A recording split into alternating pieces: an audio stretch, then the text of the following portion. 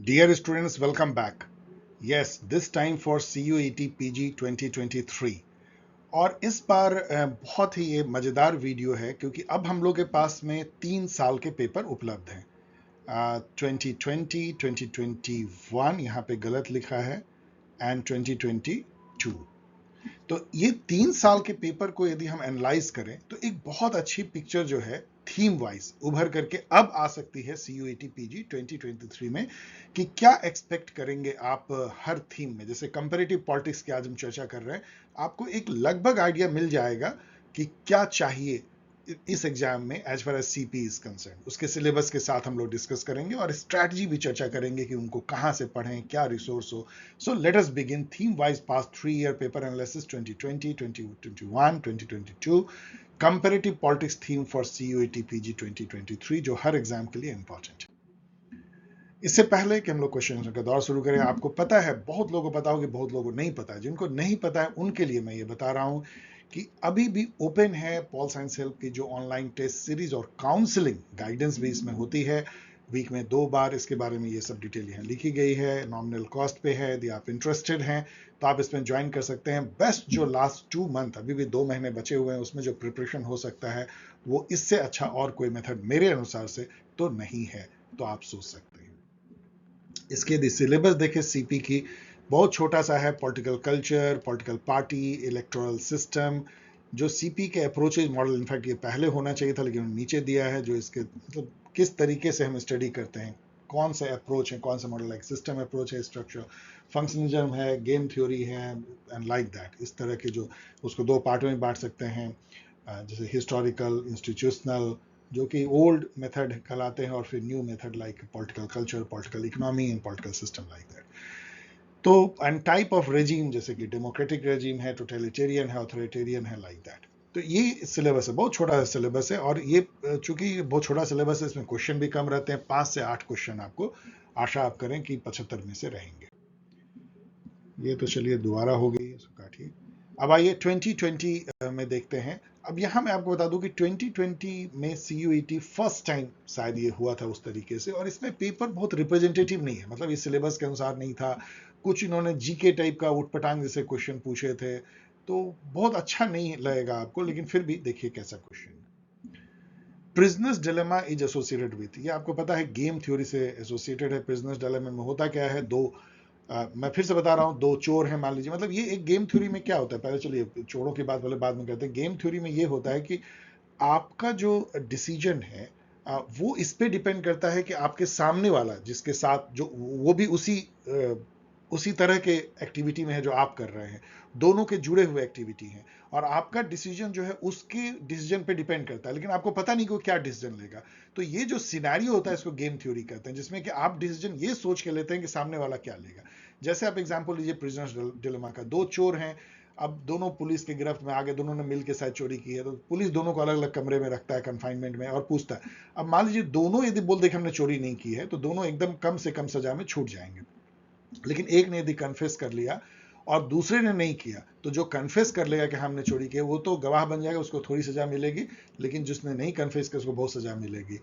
और यदि दोनों ने कन्फेस कर लिया तो दोनों को अच्छी खासी सजा मिलेगी, मतलब बहुत ज्यादा तो नहीं लेकिन मिलेगी। अब ऐसे सिचुएशन में क्या होता है ना कि हर दोनों चोर ये सोच रहा है कि मैं यदि कन्फेस, मान लो कि मैं नहीं मुंह खोलता हूं, लेकिन सामने वाला मुंह खोल ले तो मैं तो फंस जाऊंगा। तो दोनों ही मुंह खोल देते हैं, मतलब दोनों डिसीजन लेते हैं कि इट इज बेटर कि चलो कन्फेस कर लो, और दोनों ही अच्छी खासी सजा को प्राप्त करते हैं। मतलब दोनों का जो आउटकम होता है डिसीजन का वो सब ऑप्टिमम होता है, जबकि ये आउटकम ऑप्टिमम होना ये चाहिए था कि दोनों ही अपना मुंह बंद रखते यदि फेथ होता तो। इसको प्रॉब्लम बोलते हैं, ट्रस्ट का प्रॉब्लम बोलते हैं, जो इमानुएल कांत भी कहते हैं। आप देखेंगे डियर स्टूडेंट कि पूरी दुनिया में आपकी लाइफ को जो दूभर बनाता है ये कि आपको दूसरे पे विश्वास नहीं होता, आपको लगता है कि सामने वाला झूठ बोल रहा है, आपको सामने वाले पे ट्रस्ट नहीं होता। और ऐसा रियल होता है क्योंकि हम ठगे जाते हैं। और आप सोचिए कि यदि सब लोग एक दूसरे से सच सच बोलते और ट्रस्ट होता तो लाइफ इतनी सिंपल होती।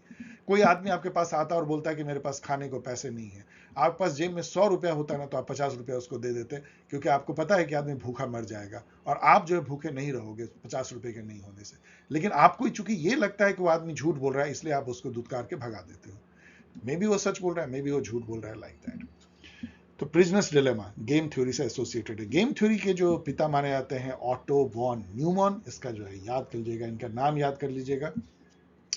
The school that argues for increased spending of the state as a means for injecting purchasing power into the economy is known as, ये तो चलिए इंग्लिश में जो इन्होंने लिखा है इसको केनेसियनिज्म कहते हैं। केनेसियनिज्म क्या है?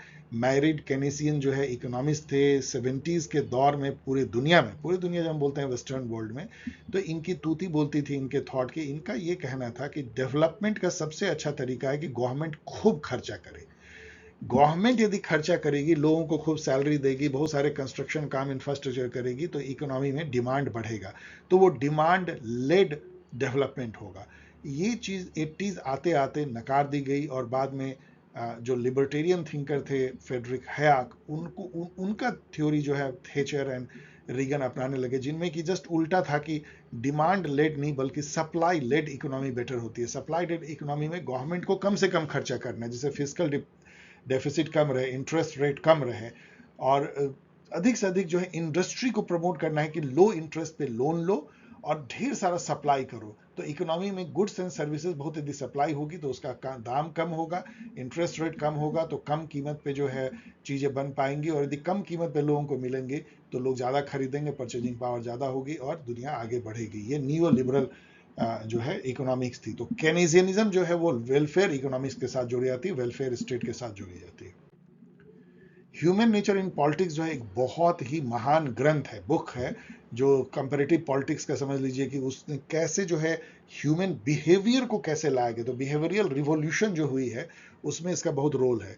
तो इसको ग्राहम वालस ने लिखा था, और Graham Wallas and Charles Merriam, ये दोनों जो है new aspect of politics Charles Merriam ने लिखा था। ये दो बुक को आप नहीं भूल सकते हैं कंपैरेटिव पॉलिटिक्स में बिहेवियरल रिवॉल्यूशन लाने के लिए। सर हेनरी मेन जो है उनको भी आप नहीं भूल सकते हैं, जिन्होंने कि अब यहाँ तो मैंने दे दिया divine origin theory of state, लेकिन मुझे लगता है पैट्रियार्कल थ्योरी ऑफ स्टेट इन्होंने दिया, आप चेक कर लीजिएगा। क्योंकि हेनरी मेन का ये कहना था कि पैट्रियार्कल फैमिली जो है ना वो ग्रो करती है स्टेट ग्रुप में। इनफैक्ट इंडिया में ये दिखा था पैट्रियार्कल, जैसे कि आप देखेंगे कि जितना भी महाजनपदा था पांडव का, कौरवों का, वो क्या था, एक फैमिली जो है वो राज्य की तरफ जो है बढ़ता है। पहले फैमिली, उसके किथ एंड किन, फिर किनशिप से बहुत लोग जुड़ते हैं और फिर एक राज्य बनता है। तो ये जो थ्योरी था, मतलब फैमिली से स्टेट की उत्पत्ति, ये हेनरी बेन ने दिया था, patriarchal theory of state, check कर लीजिएगा। पार्लियामेंट्री सॉवरेनिटी कहाँ की फीचर है, ये यहाँ पे चूंकि इस पे पहले से ही बना हुआ है इसलिए कॉपी पेस्ट, इसलिए आपको मार्क दिख रही है। पार्लियामेंट्री सॉवरेनिटी जो है आपको ब्रिटिश कॉन्स्टिट्यूशन का फीचर है। इसका मतलब क्या होता है, देखिए, मतलब ये होता है कि पार्लियामेंट ने यदि कोई कानून बना दिया तो उसको कोई कोर्ट जो है वो रिजेक्ट नहीं कर सकता, जैसे इंडिया में होती है, अमेरिका में होती है। यहाँ पे पार्लियामेंट सुप्रीम नहीं माना जाता, यहाँ कॉन्स्टिट्यूशन को सुप्रीम माना जाता है और उसका इंटरप्रिटेशन सुप्रीम कोर्ट को दी जाती है। तो वैसे ब्रिटिश कॉन्स्टिट्यूशन में भी अब जो है वहाँ सुप्रीम कोर्ट को काफी अधिकार है, और बहुत लोग कहते हैं कि वहां भी पार्लियामेंट्री सुप्रीमेसी एक तरह की खत्म हो गई है। Which among the following are true about House of Lords. अब इसको थोड़ा सा ट्रिक से आप देख सकते हैं, ऐसे तो मुश्किल है कि आप इसका ब्रूट नॉलेज से करें, लेकिन देखिए इसका ऑप्शन को देखिए, तो एक तो गलत जरूर है, एक या दो गलत जरूर है, तो हम लोग गलत खोजते हैं। The House of Lord is the oldest second chamber of the world, ये तो होगा ही, तो वन तो सब में है, तो इसका कोई फायदा हुआ नहीं। The membership of house of Lord is fixed. अब यहां आके आप देखेंगे कि टू जो है केवल एक में टू है, बाकी में नहीं है, तो इसका मतलब है कि ये फिक्स्ड नहीं है, मतलब ज्यादा चांस है कि ये फिक्स नहीं है। तो आप चलिए इसको अभी गलत मान लेते हैं। द लॉर्ड तो दो नहीं होगा। The Lord chancellor is the presiding officer, ये तो चलिए बहुत कॉमन सेंसिकल है कि ये होगा, तो 3 1 and 3 होगा। तो कल हमको अब देखना है कि 1 and 3 है या 1 and 3 4 है। तो 4 को पढ़ते हैं, the committee system in the House of Lords is broadly similar to that found in the House of Commons. ये मुझे लगता है कि सही है दोनों जगह। इंडिया में भी राज्यसभा और लोकसभा में कमिटी सिस्टम उसी से ली गई है, तो 4 भी होगा, तो डी इसका सही से लगता है। वैसे मैं क्वेश्चन मार्क कर रहा हूँ, चेक कर लीजिएगा कि फिक्स टर्म है या नहीं है। लेट अस सी। अब यहां पे भी देखिए तो आपको ये ट्रिक से ये बन सकता है। ये जो है ना ब्रिटिश कैबिनेट और अमेरिकन कैबिनेट की तुलना पे है। देखिए यहां ध्यान दीजिएगा डियर स्टूडेंट कि ब्रिटिश कैबिनेट जो है वेस्टमिंस्टर सिस्टम पे आधारित है, जहां पे कि कैबिनेट जो है वो कलेक्टिवली रिस्पॉन्सिबल होती है lower house of the parliament को या पार्लियामेंट को। इंडिया में भी सेम है, लेकिन अमेरिकन कैबिनेट अलग है क्योंकि वहाँ प्रेसिडेंशियल सिस्टम है। वहाँ की कैबिनेट जो चुनी भी जाती है वो प्रेसिडेंट के द्वारा चुनी जाती है, उसका अपना कैबिनेट होता है और वो अकाउंटेबल या रिस्पॉन्सिबल प्रेसिडेंट को ही होते हैं, वहाँ के कांग्रेस या पार्लियामेंट को नहीं होते हैं। So both British and cabinet and American cabinet are of extra constitutional growth. मतलब ये कॉन्स्टिट्यूशन से एक तरह से बाहर आ गई, ये बात सही है। कॉन्स्टिट्यूशन में इतने डिटेल में ब्रिटेन में तो कोई कॉन्स्टिट्यूशन है भी नहीं, अमेरिका कॉन्स्टिट्यूशन में भी कैबिनेट का इतना जिक्र होता नहीं है, इवन इंडिया के कैबिनेट कॉन्स्टिट्यूशन में बहुत ज़्यादा जिक्र नहीं है। तो वन जो है वो सही लगता है, वन सब में है इसलिए सही है भी। British cabinet follows the principle of collective responsibility but American cabinet lakhs this characteristic. ये एकदम सबसे सर्टेन स्टेटमेंट है कि ये ट्रू है। तो दो जरूर होना चाहिए, तो दो इसमें भी है, दो इसमें, सब में दो है तो कोई फायदा हुआ नहीं आपका। In Britain and America cabinet sponsors legislative measures and pilot them through the house. अब यहाँ पे आपको ये होगी कि ऐसा नहीं है, अमेरिका में कैबिनेट का इस तरह का रोल नहीं है कि वो जो है लेजिस्लेटिव मेजर को वो पायलट करेगी हाउस में, क्योंकि हाउस में उनका कोई रोल रहता नहीं है, इसलिए ये वाला ऑप्शन खत्म हो जाएगा। चौथा ऑप्शन जो तो डेफिनेटली सही होगा, क्योंकि आपको एक ही ऑप्शन गलत है। The president of the USA acts like a boss over the cabinet whereas the prime minister of UK is only leader of the cabinet. वैसे तो वही बॉस की तरह बिहेव करते हैं, लेकिन चलिए वो इंटर पैरस देख लीजिएगा, मतलब कि फर्स्ट अमॉन्ग द इक्वल कहलाते हैं। मतलब कि वो कोई बॉस नहीं है कैबिनेट का, prime minister just one of the minister है जो कि कोऑर्डिनेट करता है, वैसे रियल सेंस में बॉस ही हो जाता है वो। तो 1 2 4 सही है इसका मेरे हिसाब से, मतलब 3 को काट दीजिए। What is true about the amendment provision in US constitution. अब ये है कि इसमें से एक ही ये कहता है ट्रू है। अब ये तो आप गेस कर सकते हैं, जबकि आपको पता नहीं होना चाहिए तब भी आप गेस कर सकते हैं कॉमन सेंस से कि अमेंडमेंट कैसे वहां होता होगा। अब यहां पढ़िए, if a state ratifies an amendment it can not go back. और ये स्टेटमेंट देखिए, if the state rejecting the amendment can not ratify it later. ये दोनों एक ही स्टेटमेंट है, जबकि ये दोनों मतलब चूंकि एक ही इसमें से ट्रू है और दोनों ही एक ही बात कह रहा है, ये दो तो एक साथ ट्रू होंगे नहीं, तो ये दोनों गलत हो गए। मतलब वो कर सकता है, दे कैन गो बैक, फिर से अपना विचार कर सकता है। There is a time limit constitutionally for ratifying the amendment. क्या टाइम लिमिट क्यों होगी, स्टेट वहां इतना पावरफुल है, तो कॉमन सेंस आप सोच सकते हैं कि कोई टाइम लिमिट नहीं होगी, जब रेटिफाई करना होगा करेंगे। तो इसलिए ये भी गलत है, ये भी गलत है। केवल सी सही है कि the system of amending the US constitution is a mixture of rigidity and flexibility. ये तो एकदम कॉमन सेंसिकल बात है, स्टैंडर्ड स्टेटमेंट है, जनरल स्टेटमेंट है, तो यही ज्यादा सही होने का चांस होता है। इस तरह से बिना जाने हुए भी आप जो है कॉमन सेंस से क्वेश्चन को क्रैक कर सकते हैं। अब आइए 2021। आपको ये क्वेश्चन देख के थोड़ा बहुत अटपुटांग लगा होगा, थोड़ी गेम थ्योरी से है, जो एक अप्रोच है कंपैरेटिव पॉलिटिक्स की। प्रिजनर डिलेमा आपने देखा और थोड़े बहुत ह्यूमन नेचर इन पॉलिटिक्स इस टाइप का था, लेकिन बहुत ज़्यादा कोई कंपैरेटिव पॉलिटिक्स आपको झलकेगा नहीं, क्योंकि वो क्वेश्चन पेपर ही बहुत उटपटांग था। 2021 का देखते हैं, जहां से कि बहुत ठीक ढंग से क्वेश्चन पूछे जाने लगे। अब यहाँ देखिए, parliamentary sovereignty is an interesting part of. देखिए किस तरह 2020 क्वेश्चन को यहाँ पे उन्होंने एक तरह से कॉपी पेस्ट कर दिया। यदि 2020 क्वेश्चन किसी ने गौर से देखा होता तो उसको पता होता कि ये यूके कॉन्स्टिट्यूशन का इंट्रेंसिक पार्ट है, भी हम लोगों ने चर्चा भी की। What is the significance of 13th amendment. आप यदि 2020 को पेपर अगर देखो तो ये वो यूएस अमेंडमेंट की बात करते हैं, यूएस में कॉन्स्टिट्यूशनल अमेंडमेंट। यहाँ भी सेम उसको आगे बढ़ाते हैं कि 13वां अमेंडमेंट क्या था। तो इससे स्लेवरी को खत्म किया गया था। जैसे 19वें अमेंडमेंट से वहाँ औरतों को फ्रेंचाइजी की दी गई थी, सेकेंड अमेंडमेंट से गन राइट दिया गया था। इस तरह की बातें जो फर्स्ट से शायद सिविल राइट्स बहुत सारे दिए गए थे, तो ये सब याद होना चाहिए। मैंने अपने गाइड में इसको मैचिंग में दिया भी है। अब आइए मिलिबन पोलंजा डिबेट, ये सब थोड़ा सिलेबस से बाहर चला जाता है। मिलिबन पोलंजा डिबेट जो है वो स्टेट के नेचर को लेके है मार्क्सिस्ट थिंकिंग में। मार्क्सिज्म आपको पता है कि स्टेट को, जो कैपिटलिस्ट स्टेट होता है, उसको एक तरह से वो कैपिटलिस्ट क्लास के संरक्षक या उसके इंटरेस्ट को बढ़ाने वाला मानते हैं, कि कैपिटलिस्ट क्लास के इंटरेस्ट को प्रोटेक्ट एंड फर्दर करता है। लेकिन ये जो व्यू है इसको इंस्ट्रूमेंटलिस्ट व्यू कहते हैं, जो कि मिलीबैंड लेते हैं। निकोलस पोलंजा जो हैं, जो कि प्रभावित होते हैं अल्थुजर से, उनका कहना है कि ये इतना छोटा सा काम जो है कैपिटलिस्ट स्टेट नहीं करता है, ये एक्चुअली बहुत बड़ा काम करता है। और वो है कि जो कैपिटलिज्म का जो रिक्वायर्ड सोशल स्ट्रक्चर है उसको वो कंटिन्यूअसली प्रोड्यूस करता है। वो किसी पर्टिकुलर क्लास का जो हितैषी केवल नहीं होता है, वो पूरे कैपिटलिस्ट सिस्टम के लिए जो सोशल स्ट्रक्चर रिक्वायर्ड है उसका रिप्रोडक्शन करने का एक मशीन है। अब इसमें इतना तो उसे आगे मैं एक्सप्लेन नहीं कर रहा हूँ अभी। तो ये जो डिबेट है बहुत ही फैसिनेटिंग डिबेट हुआ था, the nature of state in capitalism. House of Commons is the lower chamber of किसकी है? हाउस ऑफ कॉमन्स यहाँ देखिए 2020 से ही आगे बढ़ रहा है, जहां House of Commons House of Lords की बात करते हैं तो ये यूनाइटेड किंगडम की आ गई। रॉबर्ट मॉरिसन मैकलिबर ने जो बुक लिखा है उसके बारे में पूछ रहे हैं, क्योंकि प्लूरलिज्म पे उन्होंने बहुत इंपॉर्टेंट काम किया है। इनका एक स्टेटमेंट कि state is one association among many association, जो बहुत फेमस है। इन्होंने द मॉडर्न स्टेट लिखा है। लेवाइथन जो है हॉब्स ने लिखा है। मॉडर्न प्रिंस किसने लिखा है देख लीजिएगा, ये तो प्रिंस तो मैकेवेली ने लिखा था। एंड हेमो सैसर भी बहुत ही फेमस बुक है, ये दोनों देख लीजिएगा किसने लिखा है।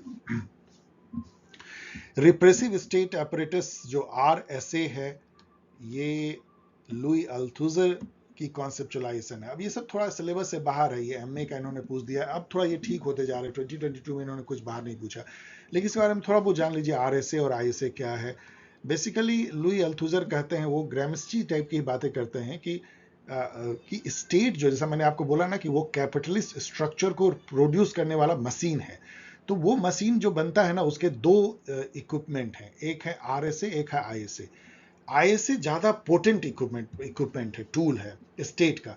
ये आइडियोलॉजिकल स्टेट अपरेटस है, through media, through propaganda, newspaper, TV channel, public opinion and many other type के पार्टी के मुख प्रेस। इससे जो है ना एक आइडियोलॉजिकल हेजमनी क्रिएट किया जाता है कि कैपिटलिज्म अच्छा है, मनी को कमाना अच्छा है, मनी को सेव करना अच्छा है।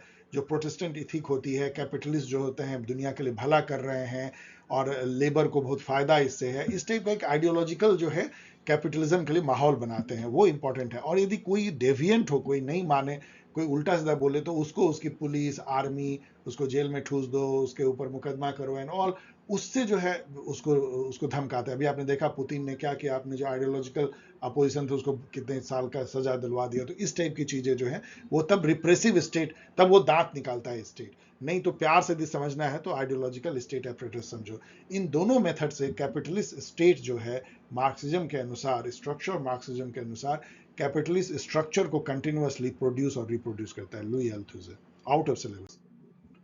अब आइए 2022, जहां आकर के बहुत सुधर जाते हैं और ये अब सिलेबस के अनुसार हो जाते हैं। Let us see which of the following statement is correct. यहाँ नेशन स्टेट चैप्टर से मैंने लिया है। ऑफ कोर्स कुछ जो आपको लगेगा कि ये इसमें आना चाहिए या नहीं आना चाहिए, ऐसा भी है, लेकिन कोई दिक्कत नहीं। जैसे सम नेशन लैक स्टेट, आपको नेशन और स्टेट का कॉन्सेप्ट मैंने कई बार बताया है। नेशन एक कल्चरल कॉन्सेप्ट है और स्टेट एक पॉलिटिकल या टेरिटोरियल कॉन्सेप्ट। तो बहुत सारे नेशन को अपना स्टेट नहीं है। पैलेस्टाइन को देखिए, कर्ड को देखिए, कोई अपना स्टेट नहीं है। इवन ताइवानीज को कोई स्टेट रियल मायने में नहीं है। तो ये सही है, ए सही है। तो ए तो ओनली ए तो देखेंगे, या ये भी हो सकता है, तो या तो ये होगा या ये होगा, क्योंकि ओनली बी तो है नहीं, ओनली सी डी है नहीं। तो अब 50-50 तो इसी से हो गया। Some state lack national identity, some state lack national identity, ये भी सही है। बहुत सारे मल्टी नेशनल स्टेट हैं जिसमें कि इतने सारे तरह के रिलीजन और इथनिसिटी के लोग हैं कि उसको एक मतलब नेशनल आइडेंटिटी उसका नहीं हो पाता है। तो ये भी सही है। Some nation occupy more than one state, कर्ड को देखिए वो 4-5 स्टेट में फैले हुए हैं, तो ये सही है। Some state contain more than one nation, ये तो है ही मल्टी नेशनल। तो ABCD सबसे सही है। बहुत अच्छा क्वेश्चन भी है ये, नेशन स्टेट के बीच का relation. Who describe democracy as the tyranny of majority, ये दो लोगों ने इसको डिस्क्राइब किया है। टॉकवेल जो बुक लिखते हैं, आपको पता है, एक उन्होंने फ्रांस पे लिखा है और एक अमेरिका पे, दोनों क्लासिक माने जाते हैं case study in comparative politics. तो टॉकवेल ने डेमोक्रेसी इन अमेरिका में ये बात कही थी कि डेमोक्रेसी जो है टिरनी ऑफ मेजोरिटी। यही बात जो है जॉन स्टुअर्ट मिल भी जो है अपने ऑन लिबर्टी में कहते हैं, इसको भी याद कर लीजिए। Who among the following defined citizenship as full and equal membership in political community? तो citizenship यदि एक क्वेश्चन कोई पूछे तो वो TH मार्शल का ही citizenship कॉन्सेप्ट आता है और उसमें उन्होंने ये बात कही है। विच ऑफ द, और उन्होंने 3 टाइप के सिटीजनशिप की बात की, उसको पढ़ लीजिएगा। Which of the following statement are true about the game theory. आप देख रहे हैं गेम थ्योरी लगातार 3 बार पूछा जा रहा है, तो इसलिए गेम थ्योरी बहुत इंपॉर्टेंट है। अब इसमें आप पढ़ लीजिएगा, मैं टाइम नहीं इसमें ज़्यादा दूंगा, कोई बहुत लंबा होगा वीडियो। ये जो है आप देख सकते हैं कि केवल एक ही स्टेटमेंट रॉन्ग है, केवल ये कह रहा है इसको कि भाई एक स्टेटमेंट रॉन्ग चुनो। तो आप जब पढ़ेंगे ना, तो ये जो चीज है, the condition of game theory are always approximated in real life. अब देखिए, चूंकि आपको एक को गलत निकालना ही निकालना है, बाकी आप पढ़ेंगे तो आपको कोई उतना ज्यादा गलत नहीं लगेगा, लेकिन ये जो है थोड़ा हार्ड स्टेटमेंट है और ये गलत है, इसलिए ई को यदि आप निकाल देते हैं तो एक ही सही बचता है और ये है। तो जैसे game theory attempt to understand collective human activity as an outcome of interactive decision, ये डिफिनेशन है। It assumes decision makers are involve in choice that are interdependent, और सही है। In game theory the best depend upon what others do. आपने देखा ना prisoners dilemma में best ये था कि मुंह ना खोलो। Game theory can be applied in decisions about war and peace, use of nuclear weapon and international diplomacy. Of course, ये सब बहुत नेचुरल है। Which of the following were true about federal system? अब यहाँ भी हम लोग अपनी बुद्धि लगा सकते हैं। यहाँ पे देखिए, या तो एक गलत है या दो गलत है। अब देखते हैं, एक हम लोग गलत स्टेटमेंट चुनना है। A federal system is based on constitutional division of power, सही है। In a federal system the power remains centralized, मिल गया हमें एक गलत डिसीजन, एक बहुत ही crude statement. Decentralisation is the essence of federalism. तो कैसे जो है मतलब लास्की कहते हैं ना कि द सोसाइटी इज फेडरल, इसलिए फेडरलिज्म नेचुरल व्यवस्था है। तो ये तो सेंट्रलाइज तो होगा ही नहीं, तो बी नहीं होगा, तो बी इसमें है नहीं होगा, बी इसमें नहीं होगा, इसमें होगा, तो हमारा आंसर ही मिल गया हमें ए सी डी। अब आप ए सी डी को पढ़ लीजिए। Who coined the phrase catch all party? हम लोग सब जानते हैं। ऑटो, कैसे पढ़ेंगे इसको? Otto Kirchheimer, Otto Kirchheimer. Okay, ये क्या रसियन है? चेक कर लीजिएगा। ओके, मैंने पिछले स्लाइड में बताया ऑटो किरखैमर जो है वो कैच ऑल पार्टी क्वाइन करते हैं। कैच ऑल पार्टी क्या होता है? वो पार्टी जो आइडियोलॉजिकली उसका कोई अपना बेस नहीं है, वो हर आइडियोलॉजी के हर सेगमेंट को अट्रैक्ट करती है, मतलब उसको वोट चाहिए, किसी का भी वोट चाहिए। लगभग सभी मॉडर्न जो सेंट्रिस्ट पार्टी अभी होती है वो कैच ऑल पार्टी बन जाती है। Which of the following are modern approaches to comparative politics? तो अप्रोचेज एंड मॉडल वाले में से ये आ गया। बिहेवियरियल अप्रोच जो है मॉडल है, मॉडर्न है स्ट्रक्चरल फंक्शनलिज्म जो कि आलमैंड ने दिया। बिहेवियरल अप्रोच आपने देखा, मरियम और ग्राहम वालास ये सब इसके प्रणेता थे। And system approach David Easton, ये सब मॉडर्न है, तो all of them. Who among the following is not a classical elitist thinker? ये एलिटिज्म से है। एलिट थिंकर जो है पेरेटो जिन्होंने सर्कुलेशन ऑफ एलीट दिया था, रॉबर्ट माइकल जिन्होंने कि आयरन लॉ ऑफ ओलिगार्ची दिया है, और मोज़का उन्होंने काफ़ी सारे जो हैं लिखे हैं। इन लोग क्लासिकल एलीट थिंकर माने जाते हैं। सुम्पीटर भी एलीट थिंकर है, लेकिन ये क्लासिकल नहीं, ये एक अलग तरह के हैं। सुम्पीटर इसलिए जोसेफ सुम्पीटर क्यों माने जाते हैं? क्योंकि इन्होंने यहां तक कह दिया कि डेमोक्रेसी जो है जस्ट एक पॉलिटिकल मेथड है जिसमें आप एक एलीट को चुनते हैं। जो मासेज होते हैं ना, एक एलीट को दूसरे एलीट के बदले में चुनते हैं, दैट्स ऑल। आपके सामने में दो एलीट होता है, एलीट 1 एलीट 2, आप जिसको चुनिए। मतलब शासन तो एलीट ही करेगा, केवल आपके पास में ऑप्शन है कि 2 को चुनिए, 3 को चुनिए। तो मासेज तो इलेक्शन में केवल इसलिए भाग लेती है कि एलीट को चुनती है, जोसेफ सुम्पीटर। लेकिन ये जो है क्लासिकल एलीट थिंकर नहीं है। Which of the following statement is correct? The origin of constitutionalism is trace to Magna Carta, जो 1215 में हुई थी। ये हुआ क्या था? उसमें किंग जॉन थे, मेमोरी से बोल रहा हूँ, चेक कर लीजिएगा। उन्होंने जो है वहाँ के जो वेल्दी और लैंडेड जो प्रॉपर्टी वाले लोग थे, नॉट कोई कॉमन मास नहीं, ऐसा इसको प्रोजेक्ट किया था ऐसे कोई बहुत बड़ा लोगों को राइट्स मिल गए थे। उन्होंने अपना जो है एक चार्टर ऑफ राइट साइन करवा लिया था किंग से, किंग जॉन से, कि भाई आपको जो है ये हमको देना ही पड़ेगा। मतलब सिटीजन ने अपना हक मांगा था, वो सिटीजन जो एरिस्टोटेलियन सिटीजन थे, जिनके पास में प्रॉपर्टी थी, रिच थे। बाकी मासेस को पता नहीं क्या था कि मेरे क्या हक हैं, लेकिन फिर भी उसको सिटीजन कहा सकता है। तो वहां से शुरुआत हुई कि एक लिमिटेड स्टेट होगा जो कि सिटीजन के कुछ राइट्स को वायलेट नहीं कर सकती है, उसको मानना ही होगा, मैग्ना कार्टा। इसलिए कॉन्स्टिट्यूशनलिज्म की शुरुआत मानी जा सकती है इंग्लैंड में। स्टेट ड्यूमा रसिया का नेशनल लेजिस्लेचर है, मैंने आपको कहा भी था कि इसको याद कर लीजिए। Duma, Knesset, Diet and all. Separation of power is about distributing power between centre state, नहीं। जो सेपरेशन ऑफ पावर जो है ना, वो लेजिस्लेचर, एग्जीक्यूटिव और जुडिशियरी के बीच में जो होता है उसको सेपरेशन कहते हैं, और जो सेंटर स्टेट के बीच में फेडरलिज्म में होता है उसको हम लोग डिवीजन ऑफ पावर कहते हैं। कनाडा जो है पार्लियामेंट्री, तो ये नहीं होगा, सी नहीं होगा, तो सी को निकाल दीजिए। तो ए बी डी, कनाडा है पार्लियामेंट्री फेडरल पॉलिटी है, तो ए बी डी होगा। Function of A political party जो है वो सब कुछ हो सकता है, लेकिन आप यहाँ देखिए वो लेजिस्लेशन, कानून बनाना इसका नहीं है। तो यहाँ तो 4, तो एक ई को निकाल दीजिए, ई तो एक ही बचता है। एक यदि आपको मिल गया इस टाइप में जहाँ के एक ही गलत है तो आपका काम बन गया। अब आइए कि हम लोग किस तरीके से इसकी तैयारी करें कंपैरेटिव पॉलिटिक्स से। मेरी नज़र में देखिए, बुक छूइए भी मत, टच भी करने की जरूरत नहीं है। यहाँ पे मैं आपको बता दूं कि मेरे इतने स्टूडेंट ने यूजीसी नेट अभी क्रैक किया है बिना बुक के। मैं वहां भी कहता हूँ बुक मत पढ़िए, बुक पढ़ने का टाइम चला गया। वो आपको 3 साल पढ़ने थे अंडर ग्रेजुएट में, मास्टर्स में खूब पढ़िए, लेकिन उसके बाद नहीं। कंपटीशन के लिए कोई बुक की जरूरत नहीं है। अब आपको द कॉन्सेप्ट क्लियर करने हैं कंपैरेटिव पॉलिटिक्स में, तो जो मेरी वीडियो है जिसका लिंक मैंने दे दिया, वहां से कॉन्सेप्ट क्लियर कीजिए। यदि आपने ठीक से अंडर ग्रेजुएट में नहीं पढ़ा है तो, जैसे पॉलिटिकल कल्चर पे आपको कोई कंफ्यूजन है तो वहां से पढ़ लीजिए। देन जो है, आप जो एग्जाम गाइड मैंने अंडर ग्रेजुएट के लिए निकाला था, जिसको आपने यूज भी किया होगा, उसके की पॉइंट्स को केवल पढ़ लीजिए, ओनली की पॉइंट्स। वो मैंने बनाए हैं कंपटीशन के लिए, उसकी भी लिंक मैंने दी है।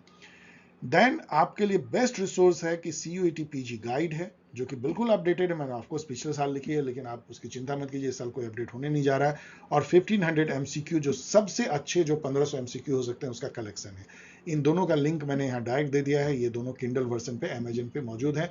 यहाँ पे मैं बता दूं कि किंडल वर्जन में बहुत ऐसे फीचर्स एंड फैसिलिटीज हैं, जैसे कि नोट बनाना, फ्लैश कार्ड बनाना, और हिंदी में पढ़ लेना, और नेविगेट करना क्लिकेबल चैप्टर वाइज। ये सब आपको पीडीएफ में नहीं मिलती है। सस्ता होता है, क्योंकि आपको पीडीएफ में तो आपको कोई भी अफोर्ड नहीं कर पाएगा, बिकॉज वो कॉपी और प्लेगरिज्म होती है, और उसके जो उसके वायलेशन होते हैं प्रॉपर्टी राइट्स का। और यदि आपको हार्ड कॉपी में कोई देता है तो वो आपको कभी 100-125 रुपए में नहीं मिल सकता है। इसलिए आपको जो है, you must get use to reading Kindle e book, जो सबसे बेस्ट मेथड हो सकता है डिजिटल एनवायरनमेंट में। ये दोनों वहां पे मौजूद है। आप इसका लिंक जो है डिस्क्रिप्शन में, आपको क्लिकेबल लिंक है, वहां से भी देख सकते हैं। एंड ऑफ कोर्स जो बेस्ट जो आपके लिए पॉसिबल हो सकता है स्ट्रेटजी, वो है कि आप जो है टेस्ट सीरीज और काउंसलिंग बैच को ज्वाइन करें, जो अभी भी चल रहा है। आप उसके लिए मेल भेज सकते हैं, और आगे भी आपको मैं बताऊंगा। सो डियर स्टूडेंट, जैसा मैंने कहा कि ये है, यदि आप इंटरेस्टेड हैं टेस्ट सीरीज काउंसलिंग में तो यहाँ पे मेल कर सकते हैं, अभी भी वो है। और यहाँ मैं आपको बता दूं कि आपको लगेगा कि अरे ये तो देर हो गए, हम तो उससे हमें बहुत लॉस हुआ। कोई लॉस नहीं, क्योंकि वहाँ पे पुराने जितने टेस्ट पेपर हैं और जितने डिस्कशन हुए हैं, जो गाइडेंस और काउंसलिंग की, वो सब रिकॉर्डेड है वहाँ मौजूद। और जितने भी पुराने टेस्ट पेपर हैं, वो लाइव आप गूगल फॉर्म पे है, उसकी लिंक वहाँ है, उससे आप उसको खेल सकते हैं, और उसकी PDF खुद से रिवाइज भी कर सकते हैं। इस तरीके से आप मुझसे जो है जुड़ सकते हैं। आप हमेशा लिखते हैं, थैंक यू फॉर दैट। और मैं हमेशा कोशिश करता हूँ आपके क्वेश्चन या क्वेरी का जवाब देने की, भरसक, यदि वो कोई लंबा ऐसे लिखने वाला टाइप का ना हो तो मिलेंगे इस तरीके से। जैसा मैंने कहा कि अब हमारे पास 3 साल के पेपर हैं, मैंने ये CP में आपको दिया है।